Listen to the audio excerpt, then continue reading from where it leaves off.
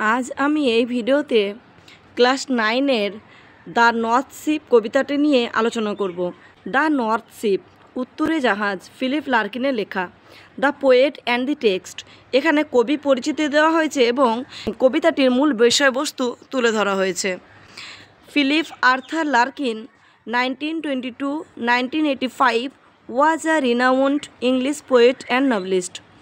Philip Arthur Larkin, যিনি 1922 সালে জন্মগ্রহণ করেন এবং 1985 সালে মারা যান, ওয়াজ আ রিনাউন্ড ইংলিশ পোয়েট, যিনি ছিলেন একজন খ্যাতনামা ইংরেজি কবি অ্যান্ড নভেলিস্ট এবং ঔপন্যাসিক। His first book of poetry, তার কবিতার প্রথম বই ওয়াজ ছিল দ্য নর্থ শিপ উত্তরে জাহাজ, followed by two novels Jill and a girl in winter. তারপরে তিনি আরও দুটো উপন্যাস লেখেন, Jill and a girl in winter. He came to prominence, তিনি পরিচিতি লাভ করেন ইন 1955 সালে উইথ দি পাবলিকেশন, প্রকাশের সঙ্গে সঙ্গে of his second collection of poems, তার কবিতার দ্বিতীয় সংকলনের, দি লেস ডিসিভড। কবিতার সংকলনটির নাম ছিল the less deceived, followed by the Whitsun wedding and high windows. এবং তারপরে তিনি আরও দুটো বই লেখেন, একটি হলো the Whitsun wedding and high windows. He was offered, তাকে দেওয়া হয়েছিল দি পজিশন, এই অবস্থানটা বা সম্মানটা, অফ পোয়েট লরেট, রাজকবির সম্মান দেওয়া হয়েছিল ইন 1984 সালে, বাট হি ডিক্লাইন ইট, কিন্তু তিনি এটা প্রত্যাখ্যান করেন। দি পোয়েম, এই কবিতাটি ডেসক্রাইবস, বর্ণনা দেয় বা তুলে ধরে the journey of three ships, তিনটি জাহাজের যাত্রাপথের, that head to different destination, যে তিনটি জাহাজ তাদের বিভিন্ন দিকে গন্তব্যস্থলে যায়। While two ships return back, যখন দুটো জাহাজ ফিরে আসে, ওয়ান প্রিসেস, একটা অগ্রগামী হয় বা এগিয়ে যায়, ফরওয়ার্ড সামনের দিকে, অ্যান্ড ফেসেস পেরিলস, এবং বিপদের মুখোমুখি হয় বা সম্মুখীন হয়, to continue it's long onward journey, এটা যে দীর্ঘ যাত্রা, সেই দীর্ঘযাত্রা সম্পূর্ণ করতে বা দীর্ঘযাত্রা চালিয়ে যেতে সে অনেক বিপদের সম্মুখীন হয়। Almost like a symbol of aspiration, অনেকটা বা প্রায় লাইক আ সিম্বল, প্রতীকের মতো, অফ অ্যাসপিরেশন, আকাঙ্ক্ষার প্রতীকের মতো, দ্যাট ওভারকামস অল অবস্টাকেল, যেটা তার চলার পথে সমস্ত বাধাকে অতিক্রম করে যায়, দ্যাট ওভারকাম, যেটা অতিক্রম করে যায় অল অবস্টাকেল, সমস্ত বাধা। আমি দেখলাম থ্রি শিপস, তিনটি জাহাজকে, গো সেলিং বাই, যাত্রা করছে, ওভার দি সি, সমুদ্রের উপর দিয়ে, দ্য লিফটিং সি, লম্ফমান সমুদ্রের উপর দিয়ে। তাহলে কেমন সমুদ্রের উপর দিয়ে যাত্রা শুরু করেছে তিনটি জাহাজ সমুদ্রের ঢেউযুক্ত বা স্রোতযুক্ত সমুদ্রের উপর দিয়ে তিনটি জাহাজ যাত্রা শুরু করেছে। অ্যান্ড দি উইন্ড রোজ, এবং বাতাস উঠল, ইন দ্য মর্নিং স্কাই, সকালের আকাশে, খুব সকালে তারা যাত্রা করেছে এবং তাদের যাত্রার জন্য উপযুক্ত একটা পরিবেশ সৃষ্টি করার জন্যই কিন্তু সমুদ্রে ছিল স্রোত, এবং সেই সময় সকালের আকাশে ছিল বাতাস, যাতে বাতাস তাদেরকে হেল্প করতে পারে সামনের দিকে এগিয়ে যেতে, এবং উত্তাল সমুদ্র যেন তাদেরকে সাহায্য করতে পারে সামনের দিকে এগিয়ে যেতে। অ্যান্ড ওয়ান ওয়াজ রিক্ট, এবং একটাই রাখা হয়েছিল নির্দিষ্ট করে, ফর আ লং জার্নি, দীর্ঘ যাত্রার জন্য। দ্য ফার্স্ট শিপ, প্রথম জাহাজটি, টার্নড, গেল, টুওয়ার্ডস, দিকে, দি ওয়েস্ট, পশ্চিমে, তাহলে প্রথম জাহাজটি পশ্চিমের দিকে গেল। Over the sea, the running sea, সমুদ্রের উপর দিয়ে, ছুটন্ত সমুদ্রের উপর দিয়ে। এখানে সমুদ্র তো ছুটন্ত হতে পারে না, তাকে ব্যক্তির সত্তার সঙ্গে তুলনা করা হয়েছে বলে বলা হয়েছে যে ছুটন্ত সমুদ্র।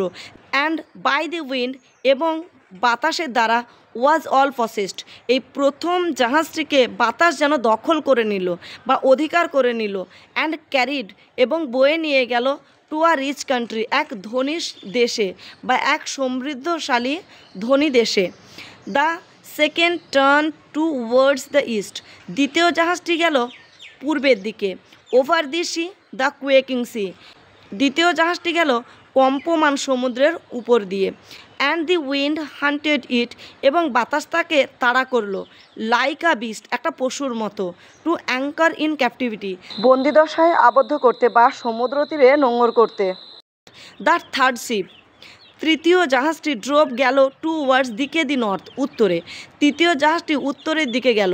Over the sea, the darkening sea, সমুদ্রের উপর দিয়ে, অন্ধকারাচ্ছন্ন সমুদ্রের উপর দিয়ে। তাই তৃতীয় জাহাজটি যখন যাত্রাই শুরু করলো তখন যে সমুদ্রের উপর দিয়ে সে গেল সেই পরিবেশটাও ছিল একেবারে অনুপযুক্ত, তার যাত্রার জন্য তৈরিই ছিল না বা তার যাত্রার জন্য উপযুক্ত ছিল না।